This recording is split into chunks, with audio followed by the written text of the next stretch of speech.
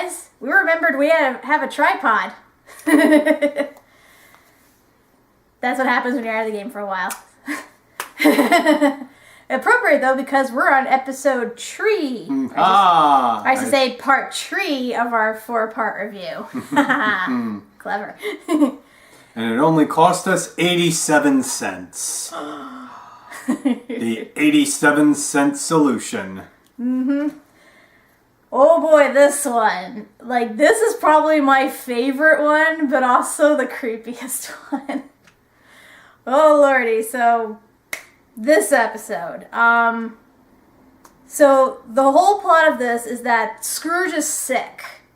And his family is desperately trying to get him to rest. But of course, you know, he's a big, tough businessman. He's like, I'm not going to let a few sniffles stop me from working and yada yada. So of course, he decides, you know, I'm going to get better by jumping into my money bin. As you do. However, he notices that there are coins missing from his vault. 87 cents worth of coins. And that is enough to send Scrooge over the deep end and go batshit insane. Like, and granted, I'm not surprised by this. He's done it before, but the lengths to which he tries to up his security in the vault are like insane. So pretty much the whole episode is just Scrooge trying to increase security in his vault, trying to figure out who stole his money, who apparently is messing with him, and basically getting crazier and crazier as the episode goes on, and his family not knowing what to do, and flip-flopping between wanting to believe and support him, but also wanting to put a stop to it and, you know, get him in a sane state of mind again. And the ending, I should have seen it coming. And once you know what happens, it makes so much sense. And it's also very hilarious. Oh my god. So like we mentioned, Glomgold's in this episode, and they finally address the bet that they made last season. In the Ballad of Duke Baloney. Yeah, I shouldn't say last season. It's this season, but it feels half, like last season. Like, about them making the wager that whoever makes the most money by the end of the year gets to claim both companies. Like, I'm finally glad we got back to that, because it seemed like they did that and then they dropped it and nobody spoke of it again. So, but yeah, they're back to that, and of course, Glomgold Industries still has that new CEO. Was it Owlson, her name was? Yeah, Zen Owlson. Yeah. Yep. And Zan Owlson. Yeah. Because she was put in power after Glomgold went missing for that short time he had amnesia. And of course, you know, they're not going to get rid of her when he comes back because everybody knows Glomgold's insane. And the only way that this company is going to make any sort of profit is if she is there to rein in Glomgold's worst impulses, which are still prominent as always. Actually seems like Glomgold is taking Owlson's advice on this one. Like, because of course he wants to scheme and plot, but she's like, no, we want to beat Scrooge in the stocks and everything. The only way you can do that is if you don't act crazy. So he apparently actually follows her advice. And then it's Scrooge who is the one who's slowly going crazy. Like, he confronts Glomgold right away about stealing his money, which, you know... Glomgold's got an alibi. Yeah, he was there with Owlson, so he didn't take it. So now Scrooge has put the whole bit on lockdown, authorized personnel only, got Mcduck out. They're, like, scouring the security cameras. They're not finding anything. He has Gyro up the ante in all of his, like, security inventions and stuff, and we find out a rather disturbing tidbit with the fact that whenever somebody tries to sneak into the bin and they happen to fall into, like, the underground chasm, Gyro does some rather unethical things with them, which I don't think I want to know because they're probably really awful. But it doesn't stop there because suddenly weird things start happening to Scrooge. He starts getting itchy. He starts sweating profusely. He's like apparently losing weight and outgrowing his clothes. He says like somebody's licking all of his stuff and everything. And at one point, Huey's looking through, the Junior Woodchuck guidebook. He comes across a section that talks about gold fever. And I thought this was a pretty cool callback because in the pilot, gold fever becomes this thing that happens in like the last part of the arc, in which a person who is obsessed with gold starts developing these illness-like symptoms to the point where it totally corrupts them and could potentially kill them. Why that hasn't happened to Scrooge before that point, I'll never know. But in this case, he's showing symptoms and everybody's really worried that he's gonna die. And it doesn't help that Scrooge is now ordering like an airstrike and everything. Like it has like launch pads circling the bin and having Gizmo Duck like patrol the perimeter, and it just gets crazier and crazier to the point where in a mishap, he ends up shooting Launchpad down and he crashes into the bridge that connects the bin to the mainland, and they call it Bridgeageddon. Well, we'll talk about that a little more later. Yeah. So, yeah, it gets to a point, because at first, some of the kids, like, believe Scrooge, because, he's been through crazy stuff before. He knows what he's talking about. Like, Webby's pretty certain he's correct. Dewey's pretty certain stuff. But with each crazy instance, one by one, they're like, yeah, this isn't happening. They're even, like, intermittently, they start putting on, like, these masks, that people wear to prevent, getting others sick or getting themselves sick. Because apparently gold fever is contagious, as we saw in the pilot, so... Yeah, and it gets to a point where finally Scrooge is ready to go dive into his bin, and everybody's trying to stop him because they believe at this point it's going to prove fatal. Because he's, like, reached, like, the final stage of the disease. And sure enough, we see him about to leap off into the bin, and then it cuts to a breaking news segment where Scrooge McDuck has died of gold fever. And, yeah. Like, they just flat out say he died. And of course, nobody's happier about this than Glomgold. Because he has been profiting from this so much. Like, his stocks are much higher than Scrooge's at this point. And then he dies on top of it.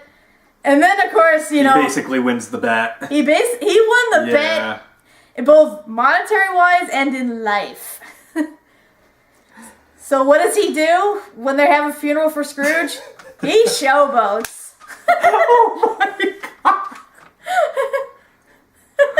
I want that bling, bling, bling, bling, bling, bling. All I do is win, win, win.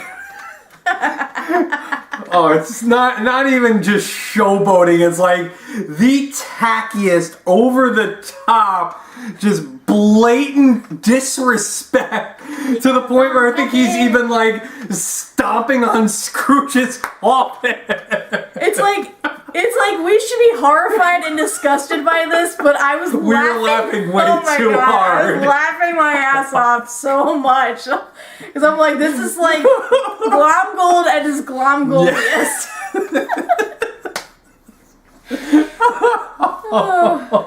Oh my god. And he shows not one iota of remorse. Nope. Like, the only thing I think he's sort of regretful about is the fact that he didn't cause it personally. Except, as we'll get to, yeah, as Huey is giving the eulogy and everything, claiming how gold fever took him and nothing else, and how tragic, and if, he has so many foes, but none of them could defeat them, it was just the gold fever. Glomgold leaps up and reveals it was him all along, and it always will be! How did he do this, you ask? Time travel. Or I should say... stopping time. Stopping time. Because as we should have figured, Gyro was throwing out some of his old useless inventions, and one of them was the time teaser, which actually was shown in the original series. It's a stopwatch that freezes time. So Glomgold gets a hold of this, and at first he doesn't realize how it works, just that everything around him is frozen, and he even gets into a staring contest with a baby for 12 months straight. He literally steals candy from a baby. Do you expect anything less? No, I love it. So he finally gets the hint on how it actually works. So his initial plan is to steal all of Scrooge's money, that way he can win the bet. Problem is, because he's Glomgold and he doesn't think shit through, he's not able to, carry a whole bunch of money out of his pocket with him. So he goes on to plan B.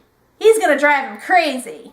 So he takes exactly 87 cents out, knowing that Scrooge will obsess over it, and then he periodically, throughout the entire episode, does these little annoyances that further provokes his sanity and just drives him crazier and crazier. And it fits so well in the context of everything, because you would never guess it, ever, until it was pointed out later. He even, wrote down the segment about Gold Fever and stuck it in Huey's book. I am legitimately impressed. On the one hand, he missed an opportunity to actually kill Scrooge, because he could have done that while in stasis, and nobody would have been the wiser. But at the same time, he got to see Scrooge be, driven completely mad. Yeah, in a way, he had a better revenge by bringing him down to his level, and it was surprisingly genius. I loved it so much.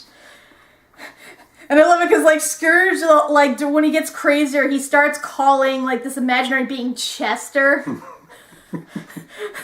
Say, Chester's doing this, Chester's and it turns out Glomgold's Chester all along. And, of course, Glomgold's all gloating and everything, and as we figured... It's a trap! Yep.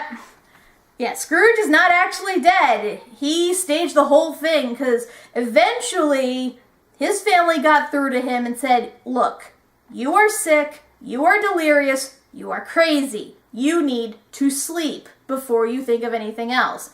And he actually takes the advice. And once they actually were of sound mind and managed to brainstorm, they realized, yeah, this all sounds like shit Glomgold would pull.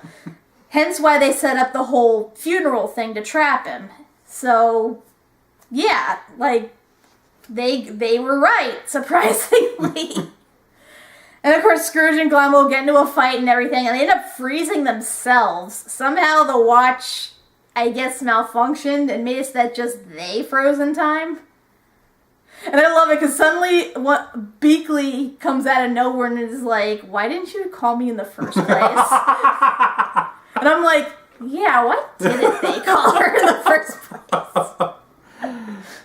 place? So she frees Scrooge, she eventually frees Glomgold, and yeah, pretty much lesson learned, call Mrs. Beakley when shit goes bad. And also, if you think something's going wrong, blame Glomgold.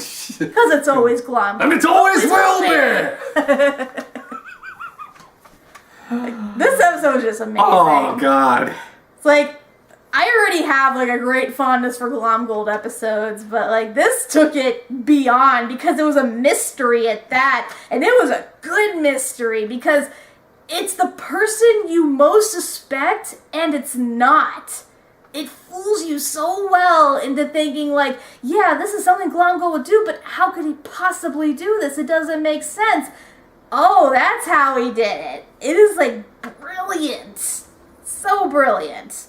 Kudos, writers. Oh, man. It's and so much shit happens. I'm honestly exhausted talking about it. Like I said, I can't even keep track of all the shit that happened in this episode. So yeah, like we see Manny again, who actually factors into the whole plot Yep. to the point where they use him as the fake cadaver.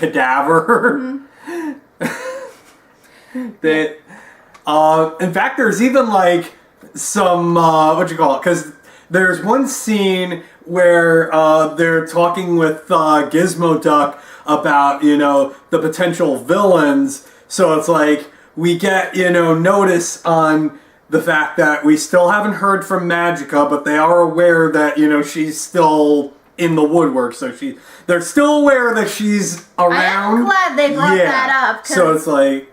I always thought it weird because we're how many episodes after the season 1 finale and nobody's talked about Magica?